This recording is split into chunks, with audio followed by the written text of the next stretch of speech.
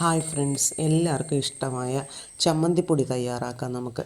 ഞാൻ അതിന് 3 തേങ്ങ എടുത്ത് കുഞ്ഞു കുഞ്ഞു കഷ്ണങ്ങളാക്കിയിട്ട് മിക്സിയുടെ ചെറിയ ജാറിലിട്ട് ഒന്ന് ചെറുതായിട്ട് കറക്കി എടുക്കുക ചെയ്തത്. എന്നിട്ട് അതിലേക്ക് 1/4 കിലോ ചെറിയ ഉള്ളി, ഇഞ്ചി, വറ്റൽമുളക്, കറിവേപ്പില എന്നിവ കുറച്ച് വെളിച്ചെണ്ണ ഒഴിച്ചിട്ട് അതിലേക്ക് ഈ തേങ്ങ തിരുമ്മിയതും കൂടെ ചേർത്തിട്ട് ആദ്യം ഇച്ചിരി ഫ്ലെയിം കൂട്ടി വെക്കുക, തേങ്ങയുടെ ഒരു പച്ചമണം മാറുന്നത് വരെ. എന്നിട്ട് കുറച്ച് ഉപ്പിട്ട് കൊടുത്തിട്ട് നമ്മൾ ഇങ്ങനെ ചെറുതായിട്ട് ഇളക്കി ഒരു മീഡിയം പരുവമാകുമ്പോഴത്തേന്, ഒരു വറവിൻ്റെ ഒരു മീഡിയം പരുവമാകുമല്ലോ, അപ്പോഴത്തേന് ഫ്ലെയിം കുറച്ചിട്ട് ചെറുതായിട്ട് ഇളക്കി കൊടുത്ത് നന്നായിട്ട് വറുത്തെടുക്കുക. ഓക്കെ, വേണ്ട ഈ പരുവമാവും. ഒരിച്ചിരി ക്ഷമ വേണം ചമ്മന്തിപ്പൊടി ഉണ്ടാക്കുന്നതിന്.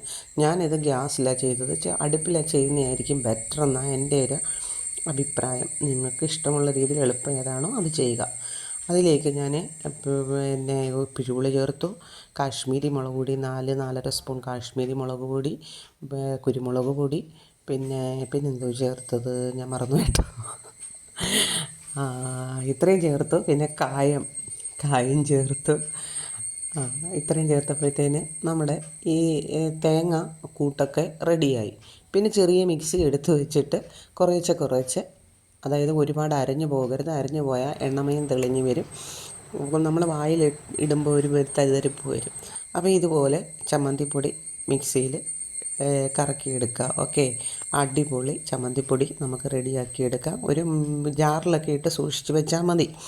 എല്ലാത്തിൻ്റെയും കൂടെ കഴിക്കുക. എൻ്റെ വീഡിയോ ഇഷ്ടമായ സബ്സ്ക്രൈബ് ചെയ്യുക, ലൈക്ക് ചെയ്യുക, ഷെയർ ചെയ്യുക. Thank you.